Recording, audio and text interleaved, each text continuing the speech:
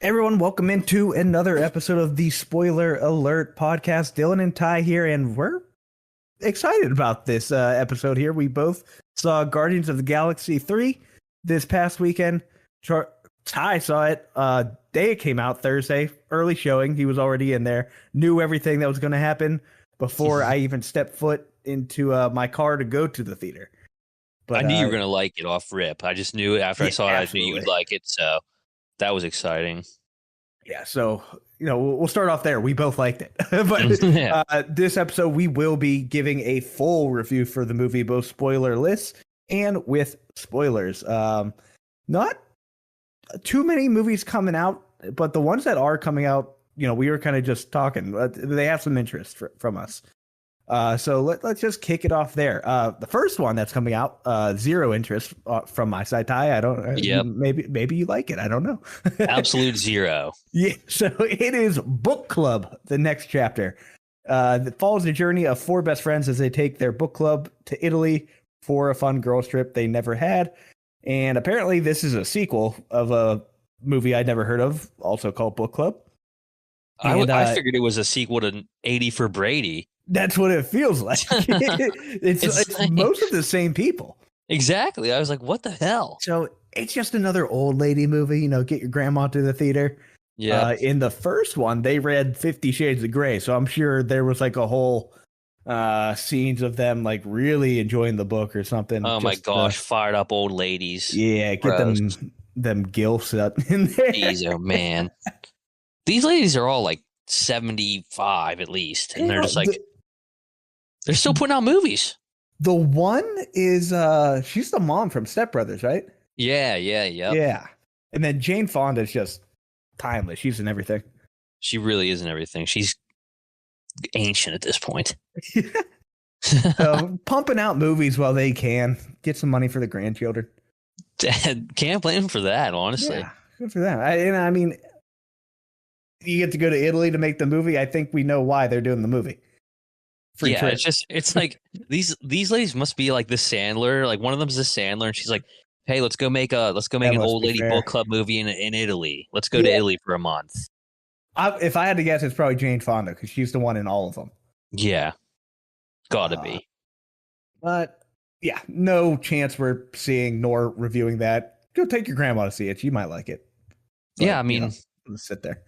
Yeah, there's just no interest whatsoever. They couldn't pay me to.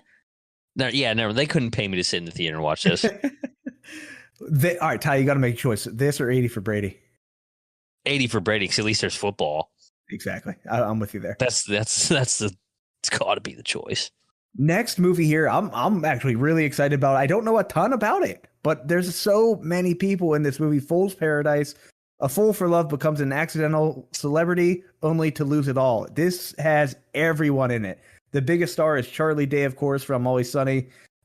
He is starring in it. He wrote it and he directed it. I just saw, we were just talking about it. Caitlin Olsen posted a picture on probably Instagram. I don't have it, but I saw the picture.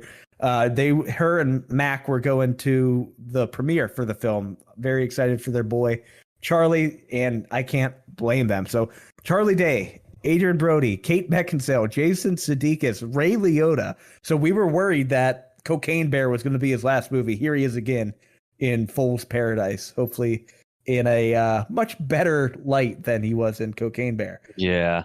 This has everybody in it. Jason Bateman, Jimmy Simpson, John Malkovich, Glenn Howardson, so another Always Sunny guy. The waitress, I just put the waitress, but Charlie Day's wife, but the waitress from Always Sunny. Dean Norris, who is Hank from Breaking Bad.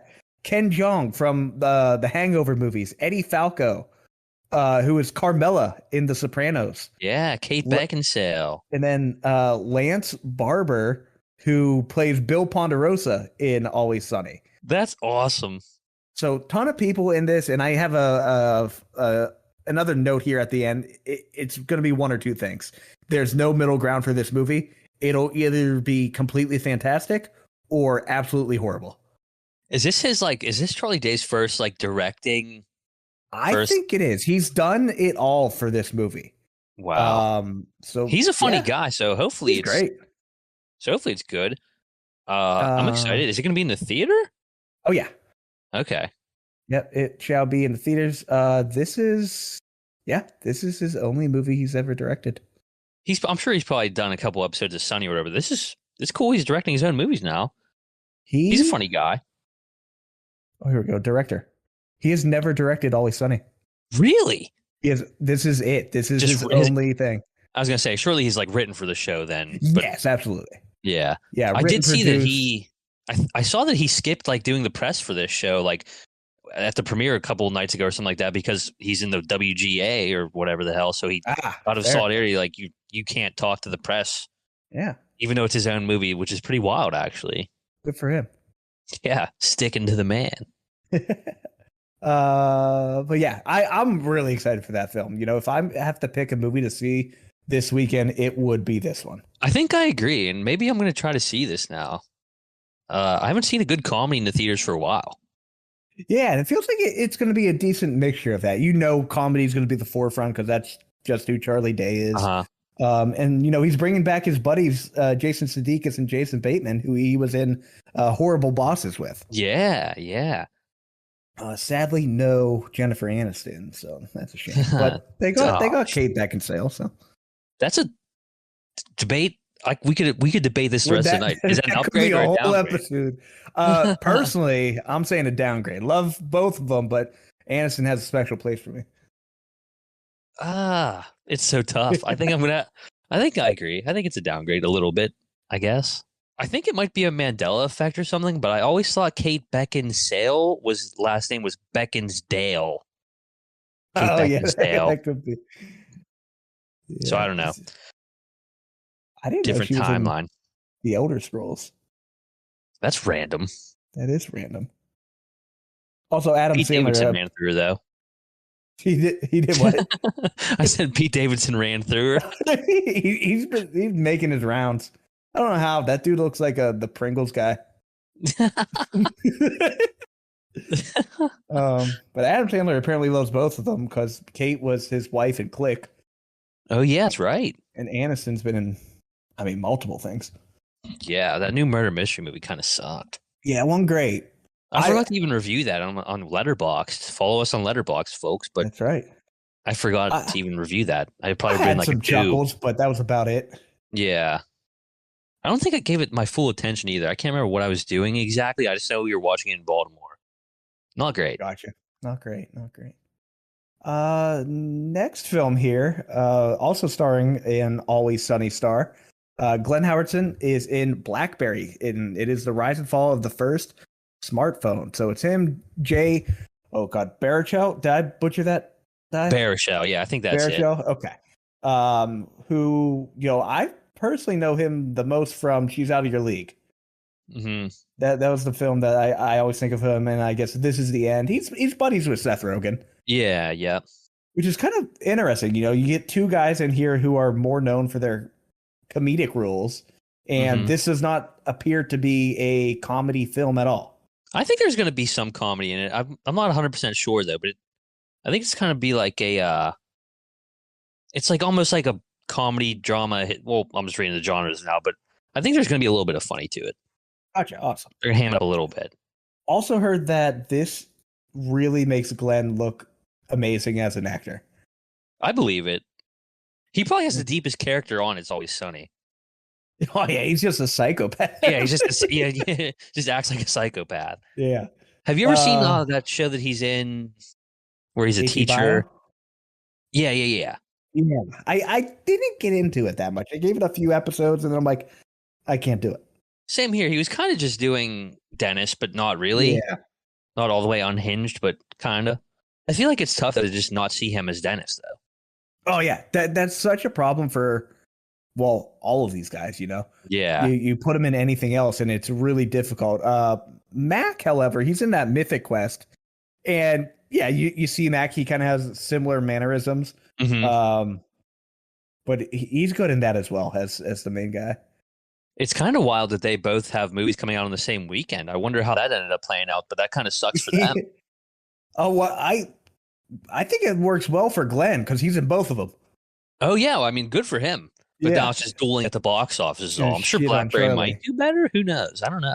Yeah, that's a good question. Because honestly, I've seen more advertising for BlackBerry than I have for Fool's Paradise. I haven't seen Me too. anything from Fool's Paradise, I honestly. haven't either. The only thing I saw about it was just that he did the strike or whatever. So Yeah, not a lot of money spent on advertising, that's for sure. but they put every person imaginable in that. The budget just went to all of his buddies Yeah, good and for him. Leota's estate. Yeah, man, that's a big loss. Yeah. I'm gonna have to watch Goodfellas soon. I'm due for another watch. Absolutely. I've been getting a ton of Sopranos and Goodfellas clips. Godfather as well, on the YouTube Shorts feed. Nice. They know how to cater to me. We're right there in the algorithm, baby. Other people in this, Carrie Yules, who I've said every single time, it's Dr. Gordon from Saw for me. That's always who he will be. But he was in a few other movies this year as well. The other guy here, Sungwon Cho, I don't know if you've ever seen his YouTube channel, but ProZD on YouTube. It sounds really familiar.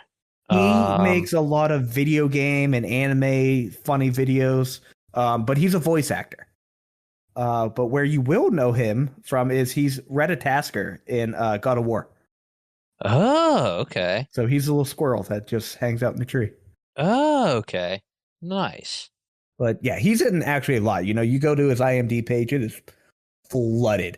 Anything animated, bunch of video games. They need someone to do a voice. He's the guy. Okay, wait, yeah, he does look familiar now. Okay. I've seen this guy before. That's cool. Last two films here, The Staring Girl. This sounds interesting. I'm not, super into it, but if there's nothing else to watch, I might give it a go. 17-year-old Jem Starling struggles with her place within her Christian fundamentalist community, but everything changes when her how's that called? Magnetic. Wow, I am blind. Magnetic. I just didn't think you could use that really to describe someone, but here we are. Yeah, that is weird. Magnetic youth pastor Owen returns to her church. This seems to be a first time directing for Laurel Parmet.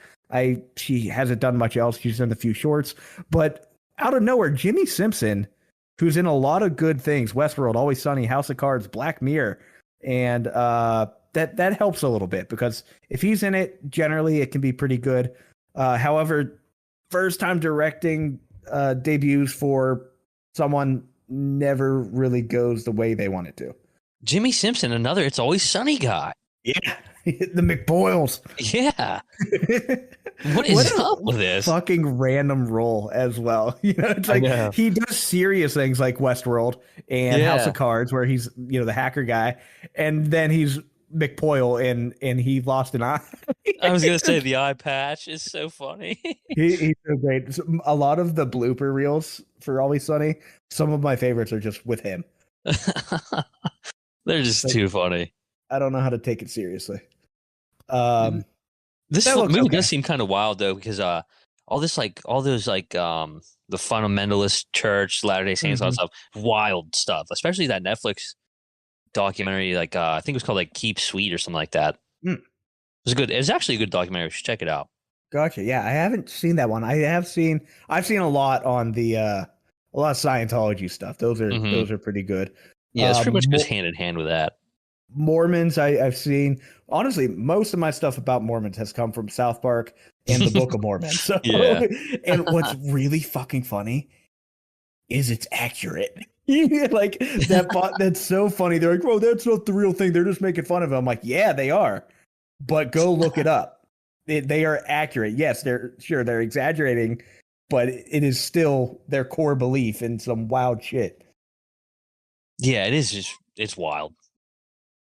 And then the final one here, a documentary, still a Michael J. Fox movie. This is interesting. He's probably not for our generation, but our parents' generation. He was probably the actor.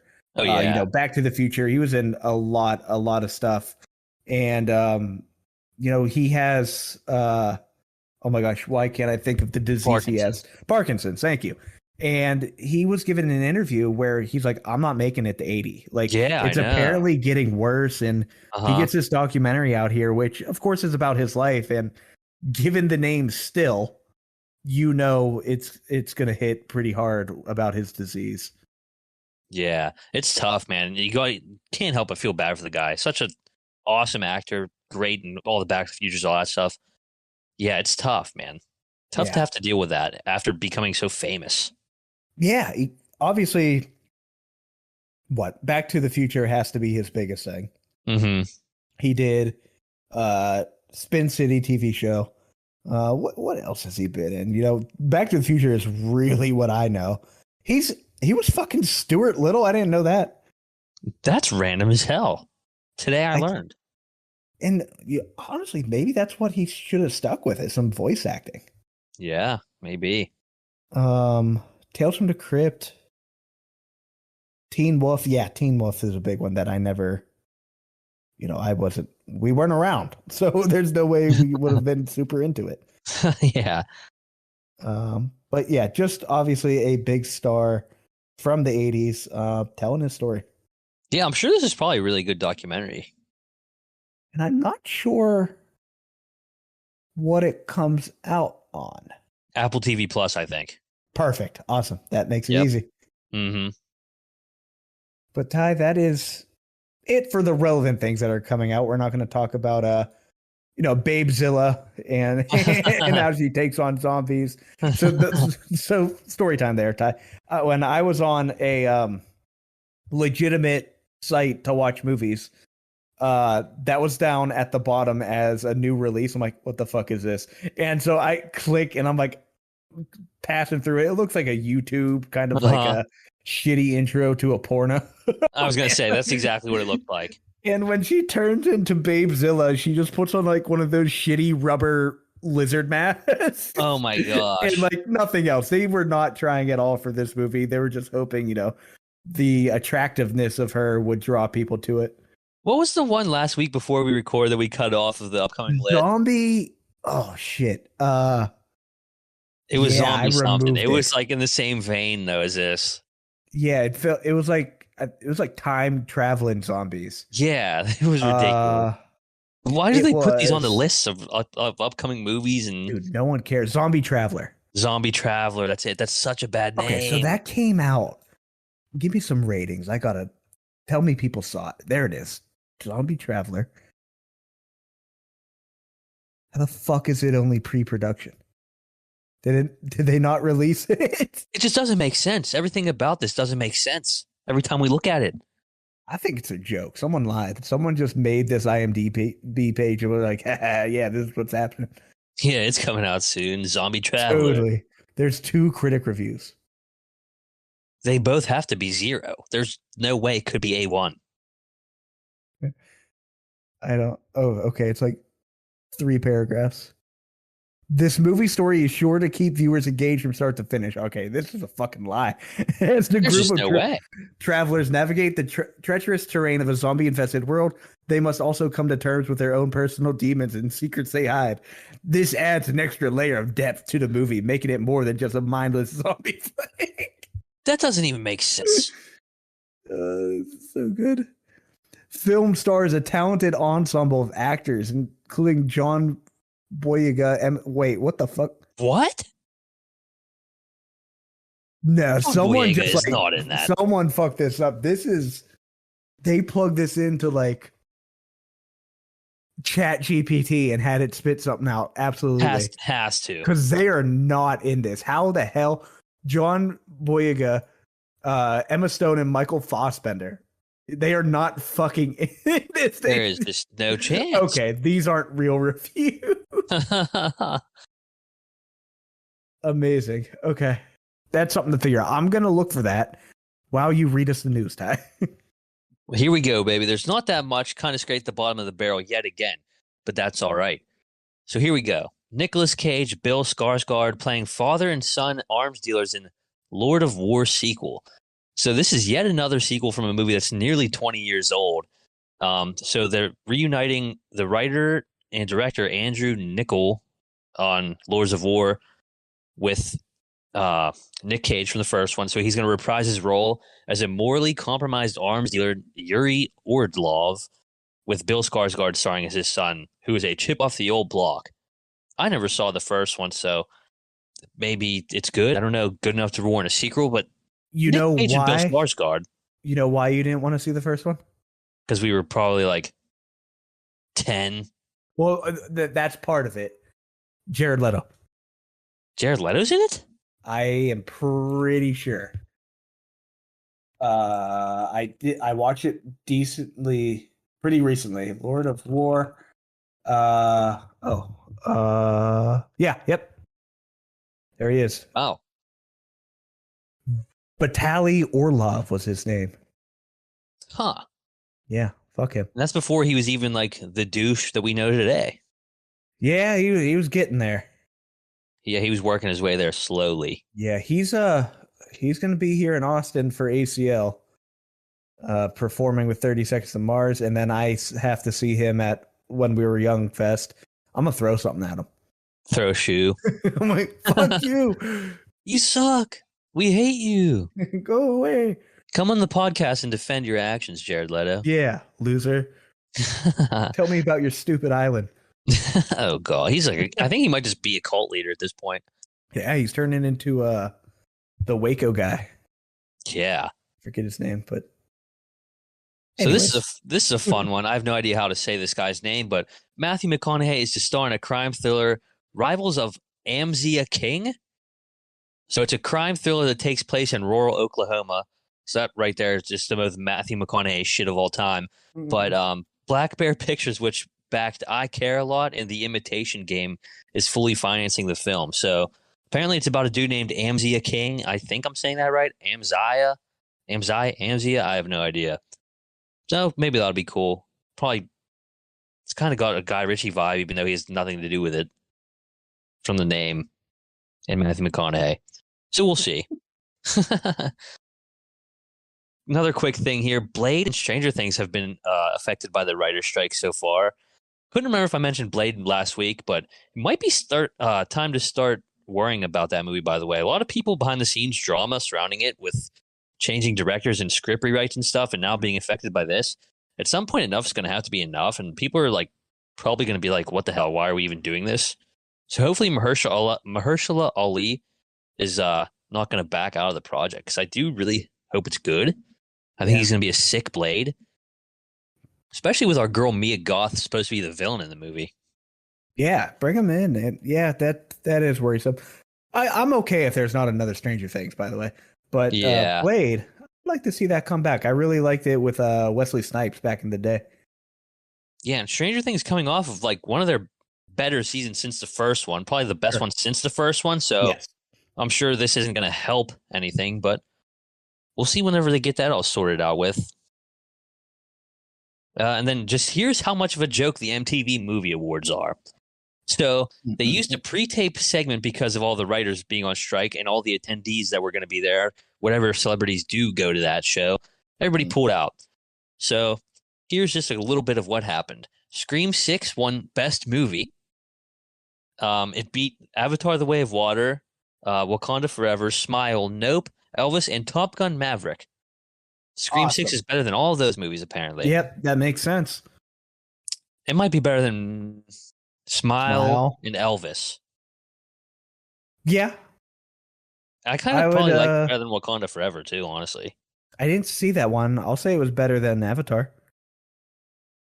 Yeah. Yeah, I think I liked it more than Avatar, too. It's definitely not, it's not better than Top Gun Maverick at all. No, it is not. So that was funny.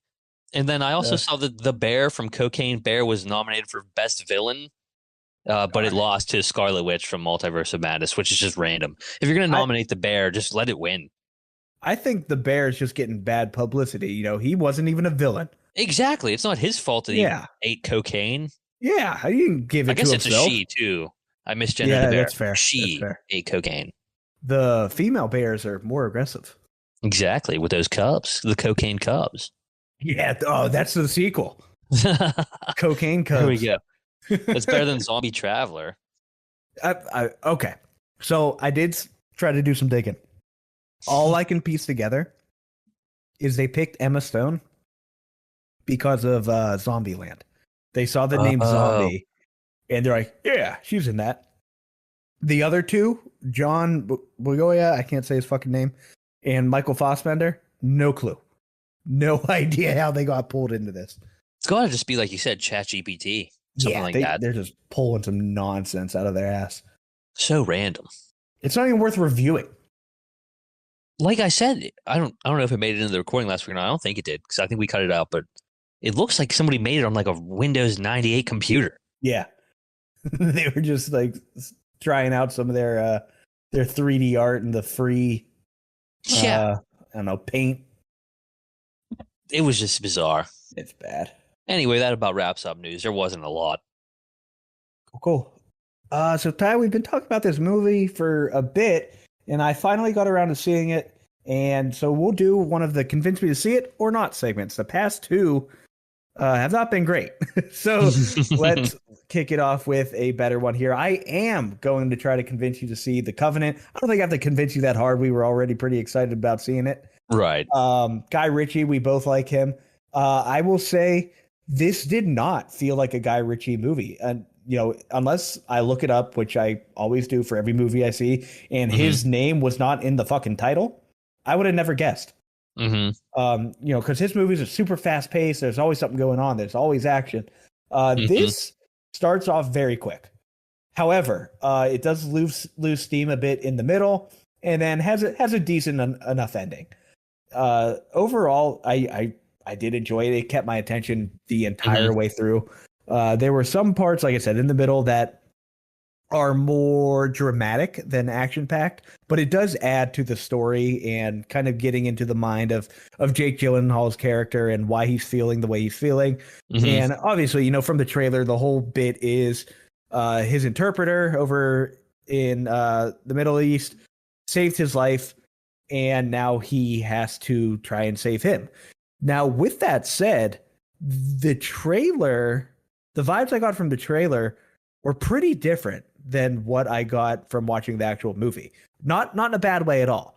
But normally in these films, when they're trying to get you excited about something, that something happens in like the first 10 minutes.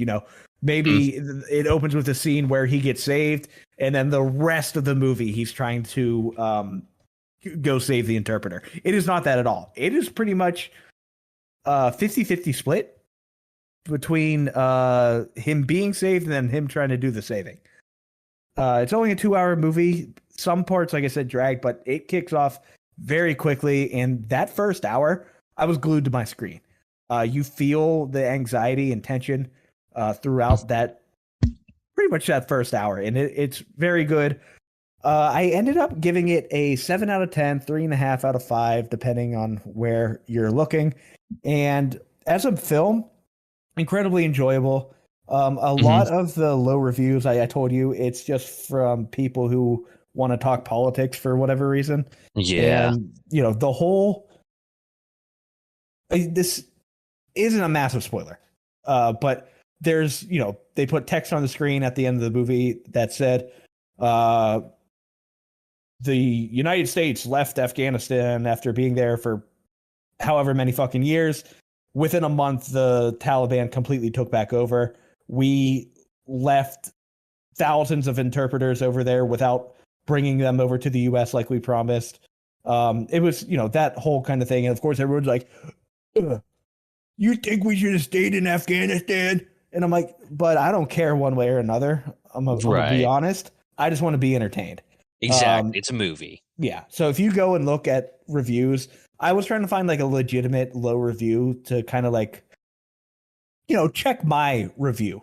I'm like, that was pretty good. What did I miss that, I would lower the rating? A lot of people that had a legitimate reason was for that middle bit where it does slow down. I'm like, that's fair enough. That kind of dragged for a bit, but it doesn't constitute a massive drop. Like, this is not a 1 out of a 10 movie, no chance. That's stupid. And every one you see, it's like, ugh, this is just American propaganda. I'm like, what? Oh for my what? gosh! What are we trying to like? None of this movie is like trying to get people to be like, yeah, fuck yeah, America, we're great. That is none of this movie. So again, I'm not going to spend a whole bunch of time on that, but if you're reading reviews and you see a bunch of 1 stars, that's why. Don't be deterred by that. As far as a film goes, I really enjoyed it. Yeah, like you said, you don't really have to convince me too much. I'm definitely going to watch this one. Love Jake Gyllenhaal, love Guy Ritchie, and like we said before, it doesn't really seem like it has that Guy Ritchie vibe at all. It seemed completely different from what we're used to from him. So that's one thing that I was intrigued by for sure. I do have one question though. Does it kind of give off like Lone Survivor kind of vibe almost, kind of?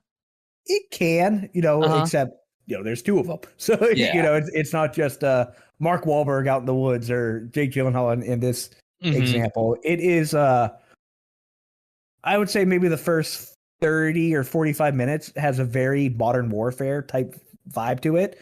You think about those games we would play on Xbox 360.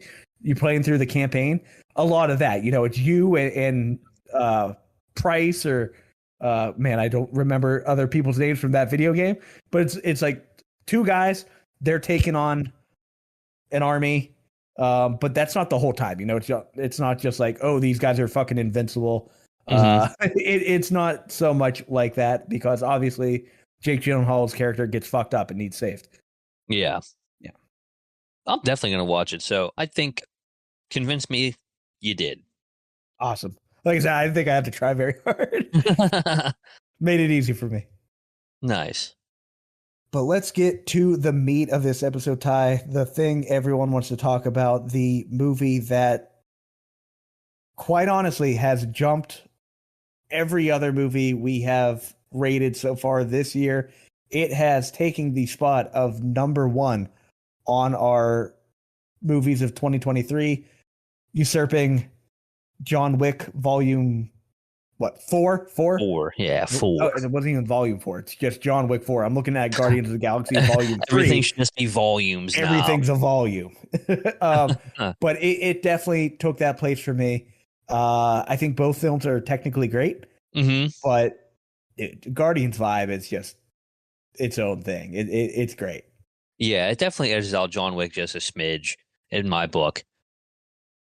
So Ty, we'll kick it off here. We'll start spoilerless and then get into the spoilers. We will inform everyone listening when we will jump into the spoilers. That way, it's time to head out if you haven't seen the movie. But also, if you haven't seen the movie yet, you're a loser. Yeah, exactly. Go see that shit. Yeah, I don't know what the hell you're waiting for. Like, this is a week after it came out. If you haven't seen it yet, go see it, then listen to the rest of the episode. Yeah, exactly. Just stop here. Watch the fucking movie. Come back. See if you agree with us. If you don't, you're wrong, but you're entitled to your opinion. It's just wrong. It's just wrong. Yeah, you're allowed to be wrong. This is America. But Ty, this is already sitting on IMDb's top 250 list at 135. Wow. That's crazy. So, let's just get into it. It was great. It was fun. It was funny. I was a bit worried, honestly. I think we talked last episode with Gamora coming back. I'm like, okay, how are they going to handle this? Is it just only going to be about that? No, they handled it extremely well, I thought. All characters were great. I didn't expect it to be so much about Rocket, but that was cool. Cool to see. Who would have thought that the movie, the mostly about Rocket, would be the one that we would love so much? You would think like, oh, maybe more about Quill, whatever. No, this one it had everything. Like I said on our hit TikTok channel, it had everything we've come to expect from a Guardians movie. It's hilarious. It's got great action, and it's emotional as hell. You can just really tell how much these actors love playing their roles and how much they wanted to do well for James Gunn for his last Marvel movie here, especially after being like fired, quote unquote fired, and then rehired before the movie, which was all just a bunch of bullshit. Even Mantis and Nebula both get their time to shine in this movie and feel like way more fleshed out than they have in the other movies. And the new characters were awesome too, like Cosmo the Space Dog and Adam Warlock. Awesome additions. It's really sad we won't be getting another James Gunn DC or James Gunn led Guardians movie though. 100%. Yeah. going back to Adam Warlock, I think I talked about it before. I'm not the biggest Will Poulter guy. He did a good job. I was, I don't want to say impressed, but I wasn't disappointed by his performance because he's normally in less serious roles, and that's what I think he's very good at. And Adam Warlock was serious for some of it, but when he started to kind of tone down, that's when I'm like, okay, he's good. He's doing his job very, very well. He's just kind of a mama's boy. Yeah. So I'm really glad how they portrayed him in this movie, because in the comics, he goes toe to toe with Thanos. Like, he wields the Infinity Gauntlet. He's like a massive OP motherfucker. And this one, they say that they took him out of his cocoon too early, so he's kind of a dumbass. Yeah, it's hilarious. He's not necessarily a dumbass. He just isn't fully matured yet, and you can tell by the way the things he does. They're trying to interrogate the guy. He just incinerates him to ash, and they're like, "Why'd you do that?" And he's like, "You told me to hurt him," or whatever he said. Yeah, it was so funny. So many funny parts in this movie. He was first introduced during a credit scene, right? Yeah, there was this post-credit scene in, I think, Guardians Volume 2. Okay. And that feels so long ago, it really does. I'm like, it took me a second to realize who he was, but then I'm like, oh, he was that gold race that we talked about forever ago. Literally, yeah. Crazy. The last one was 2017. That's kind of nuts. Holy shit. I did not realize it was that long ago. It doesn't feel like that long ago, but at the same time, it feels long ago.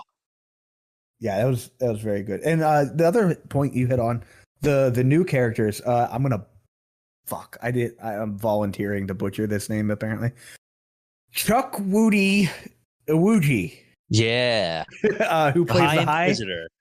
Evolutionary. Evolutionary, that's it. I don't know what the hell the High Inquisitor that's some Halo shit. I think that's a Star Wars thing too, or something like that. Yes, I think that was the lady who played Lady Brienne. Yeah. I don't know Star Wars, but I think that's what it is. But he did a great job. Honestly, I felt I don't say more afraid of him than Kang, but I felt like the threat of this guy was way more than Kang's character in Ant-Man. Absolutely, they completely I don't know what they really did in Ant-Man with Kang. They kind of made the scale too big for an Ant-Man movie for Kang. They're like, once he gets out of the quantum realm, he's going to beat everybody's ass big time. You're all dead. This one was just he did in the real world. Exactly, he did. He beat the shit out of somebody, allegedly. But no, this guy, Chukwudi Iwuji was unbelievable in this. I think probably one of the better villains in Marvel probably at all. Yeah, and actually, like we just said about Kang, he was on a short list to replace Jonathan Majors if and when he gets the boot. So he might end up being Kang still. Who knows? But yeah, he was great in this. You can just tell he's truly evil. Yeah, and I think he has some Thanos vibes, right? Because Thanos' whole thing was, I want to make the universe a better place by getting rid of 50% of the people. He wants to make the universe a better place by perfecting a species. Yeah. And then kind of building it from the scratch. They need to be highly intelligent and just the perfect species. And he is not satisfied until he gets it. Yeah. And he's another one of James Gunn's guys. So we've seen him before in Peacemaker. He's great in that too.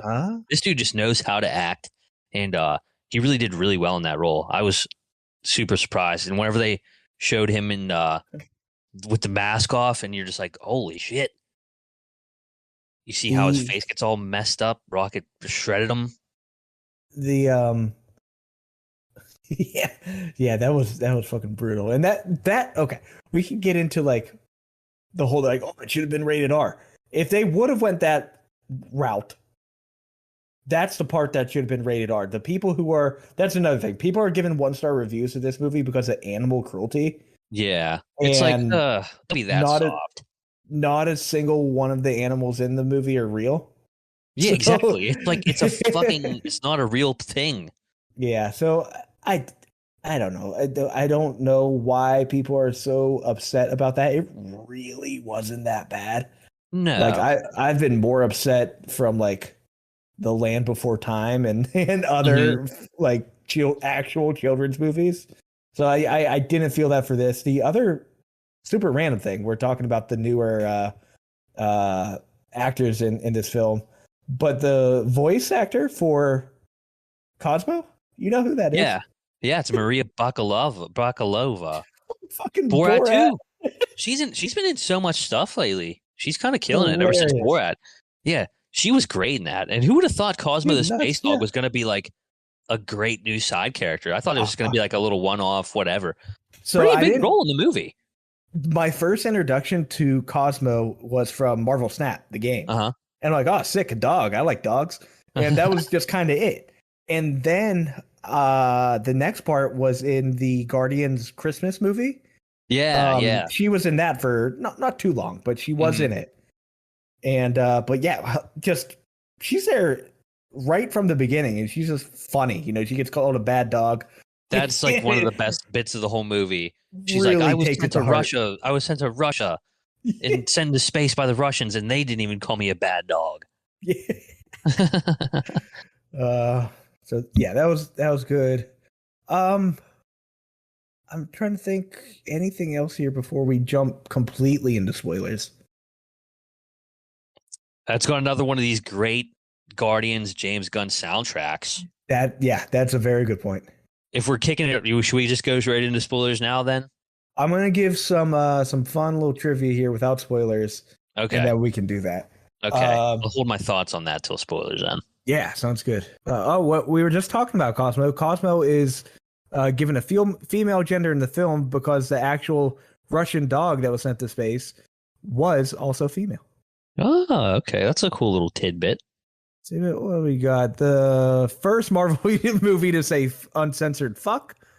That was great. And I watched James Gunn explaining that, and he was like talking to who was it? Feige. He's talking to Kevin Feige, and Kevin Feige's like, yeah, I mean, if you want this to be like in there, like if you want to be known for this, and James Gunn was like, are you trying to convince me not to have it in there? Because you're making me want to have it in there even more. And then he left it in, and it was just so funny. Fantastic.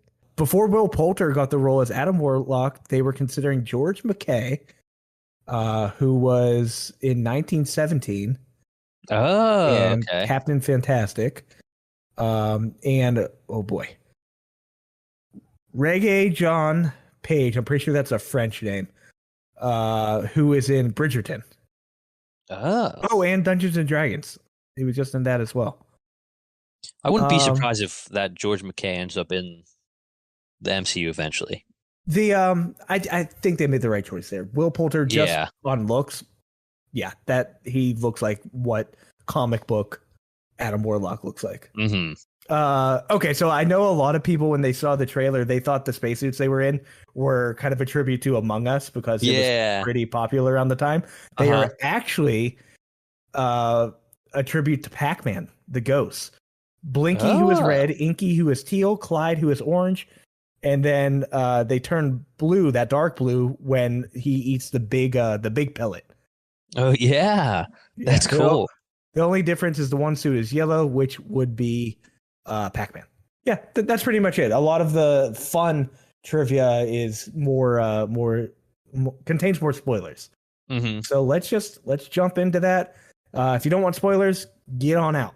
But Ty, what did you want to say? We were talking about the soundtrack.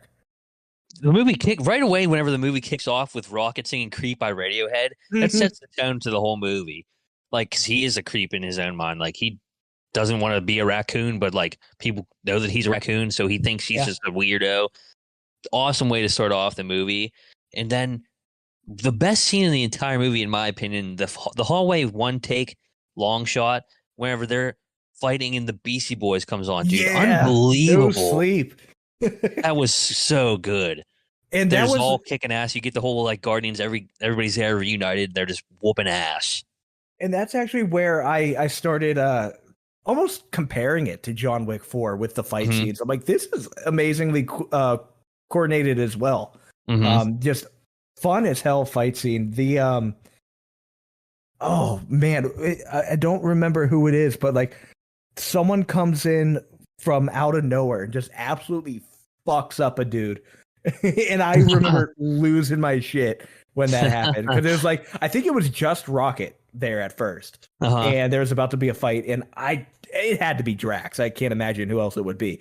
Comes in from the fucking top rope and just destroys a dude. But yeah, absolutely awesome soundtrack. Let's actually They're list best. off I all listened of to the so many of the songs songs on the there. way home. So it was definitely Creep, Radiohead, and then there was No Sleep Till Brooklyn. What else? There we go. In the Meantime by Space Hogs. Crazy on You by Heart. Crazy on You was Since you great. since you've been gone, performed by Rainbow. Uh, Reasons by Earth, Wind, and Fire. Do you realize the flaming lips? Sorry, We Care a Lot by Faith No More. I'm Always Chasing Rainbows by Alice Cooper. Man, there's so many. There's so many. Dog Days Are Over, Florence and the That Machine, was so good. That ending the movie with that song was awesome. and then Badlands, Bruce Springsteen. Come and Get Your Love, of course. That's how the first movie starts out. Awesome. So yeah, kick-ass soundtrack. I'm pretty sure that's out there. Someone's put it together on Spotify as a playlist. I'm pretty Yeah. sure it's an actual album somewhere as well. Yeah, it'll be coming out too. That'll be cool. That'd be a fun like vinyl to have. There it is. Guardians of the Galaxy. Disney has a playlist on Apple Music if you listen there. Nice. But overall, Ty, let's say any what's there any bad things you could say? And I don't want to focus too much on the word bad, but was there any kind of like down for this movie? So first off, maybe we say this.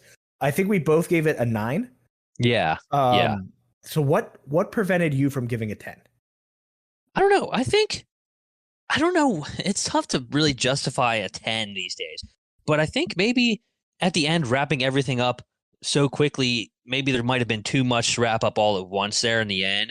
It's just like, okay, here goes this Guardian. Okay, there goes that one. Here goes this one.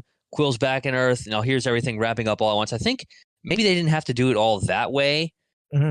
Give it some more time in like another show or movie to see what happened with everybody else. But it kind of it wasn't bad. It worked. It definitely worked in my opinion. But it might have felt like maybe too much going on there at the end. That's fair. For me,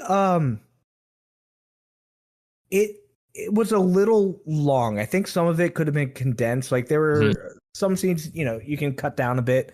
That was my only thing, because after it, I really had to think, on the drive home, I'm like, okay, if I give this a 10, I'm putting it up there with the Goodfellas.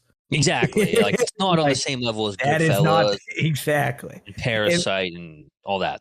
But it was still great movie. There's very, very few things I can say to kind of downplay it. But yeah, in general, it's just I think I reserve 10s for films that are not only fun and good and enjoyable, but also smartly written. Yeah, I need to be blown away. Yeah. I like this movie a lot. I wasn't blown away by it, though, because I kind of knew what we're going to get.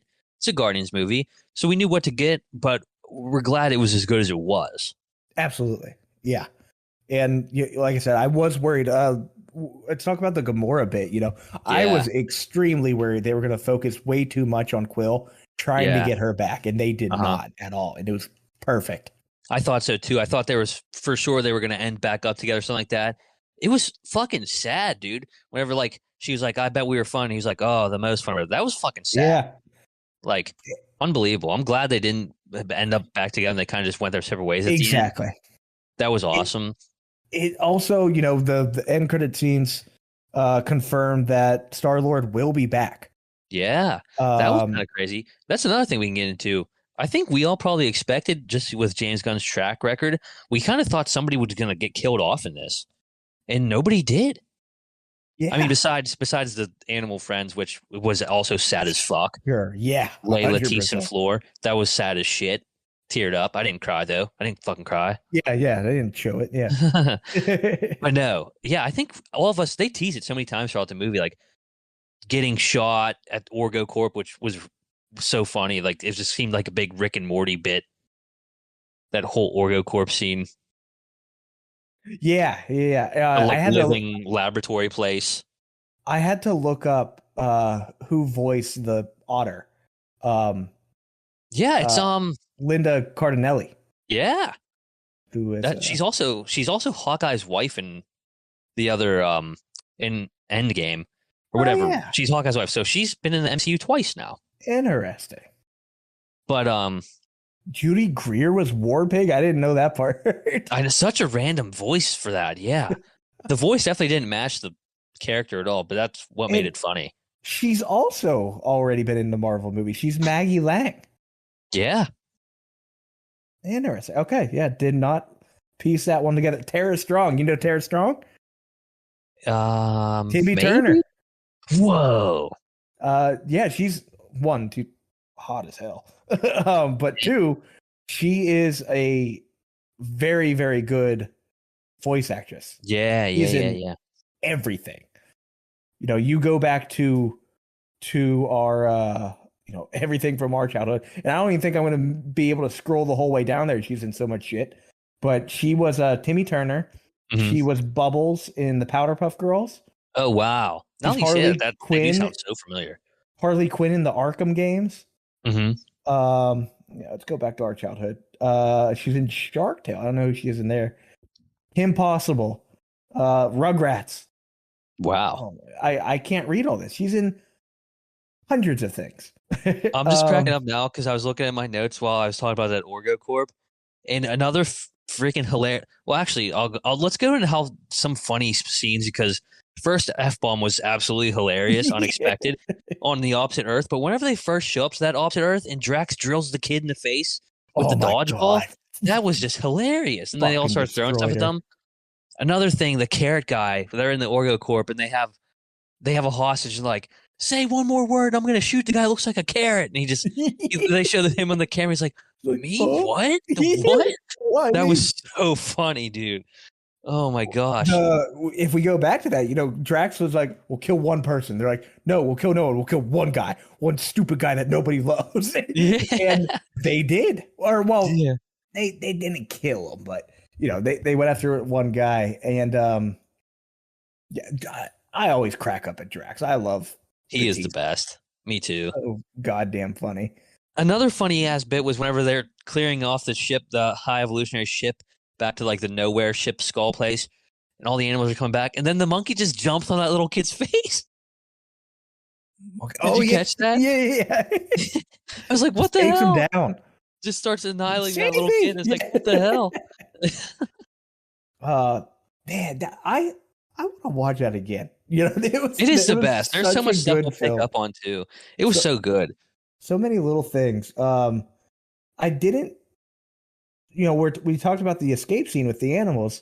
I haven't seen Peacemaker. You have. You have to watch it. Eagly? Yes, his eagle. Eagly is in that scene. Really? You can see and hear him. That is fucking awesome. Eagly is Peacemaker's pet eagle. Okay, I didn't know he had a pet eagle. Dude, that is so funny. You have to watch. Please watch the first episode of that show today. I gotta do that. Dude, it is the best. I want to rewatch it now. The best theme song you'll ever watch in a show. Is it an original theme song? Yes. Okay. Actually, no. It's I think it's like a song. Okay. But the way they do it is absolutely hilarious. Dude, you have to watch that as soon as we're done recording this. At least watch the theme song. Okay. I will. If you have James Gunn fever, that's the show to watch, especially because everybody that's in Guardians is in that. Oh, really? Yeah, Chakudi Iwuji's in that, and James Gunn's wife is in that, and he's just bringing over his dudes. Exactly. Yeah, he's just doing his shit. So hopefully he doesn't snipe a bunch of people and take them to DC like Chakudi Iwuji because he's great in this. And if they make him Kang, they better throw him that bag so James Gunn doesn't snipe him for DC. For real. What else we got here that's kind of fun? Rocket's subject name, 89P13, was his mugshot in the first Guardians movie. Yeah, and then also in the first Guardians movie, you see his known allies or whatever associates. Gamora's one of them, and then Lila's one of them. It says Gamora and then Lila. Interesting. And that's before we even knew who that was. That's also the reason why Rocket is so obsessed with prosthetics, like why he wanted Bucky Barnes' arm and all that. Because he was in the lab where they did all that shit. What else? We got some fun things here. Oh, so the Groot finally says something that is not just "I am Groot." He says, "I love you guys." And did you see what Gunn confirmed about that? I did. It's so much cooler this way. Genius. Awesome. Yes. So he says that much like how Gamora has learned to understand Groot, the audience has now seen and been around Groot enough that he's still technically saying "I am Groot," but we understand it now. That is unbelievable touch. Yeah, good stuff. Good stuff. Good shit right there. With that said, Ty, I am worried now that Marvel has completely peaked. I thought the peak might have been around Endgame, and well, personally for me, I liked Infinity War better. So, and then it took a big dive. Spider-Man made it a bit better, and now we're with this. We still have in Spider-Verse coming up, which I have extremely high hopes for. Right. But that's not even like MCU though. As far as that doesn't really even count. Yeah. So in terms of MCU, let's just go from that then. I don't know if I can get excited again for any of this remaining stuff. I'm really excited for all the Secret Invasion stuff. That's all super interesting shit in the comics and the movies and stuff. I hope are going to be good because that's just a really cool era of Marvel. But if they don't pull it off well, it's just going to be such a waste. And everything after this is kind of, I mean, we get the Marvels next, which looks like it could be funny and like cool. Like I'm not really that invested in those characters. I like Brie Larson a lot and I like Captain Marvel, but the other characters just don't do for me. So hopefully that can at least be a 7. Hopefully a 7 is watchable and enjoyable. But I'm hoping that since they're supposedly looking out and trying to do like a re-strategize of what all they're putting out and scaling back what they're putting out, they can keep up this momentum they have with this movie for the rest of the MCU because they really need to.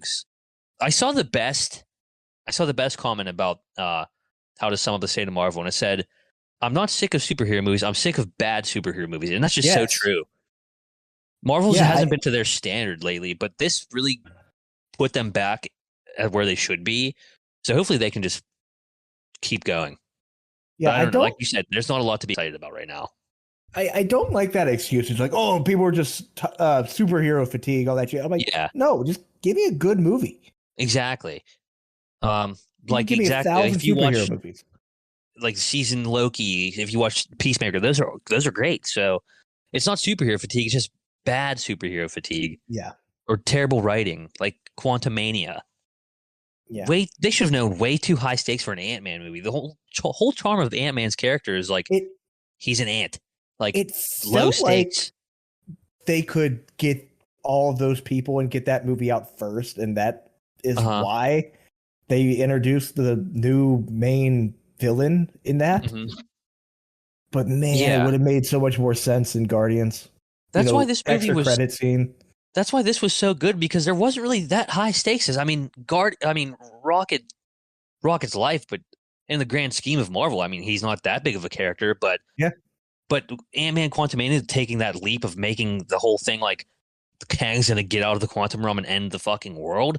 Yeah, nah, didn't do it for me. So that's why this was it was scaled down. It was all took place within a couple of days. Even this movie also kind of feels like it's kind of isolated.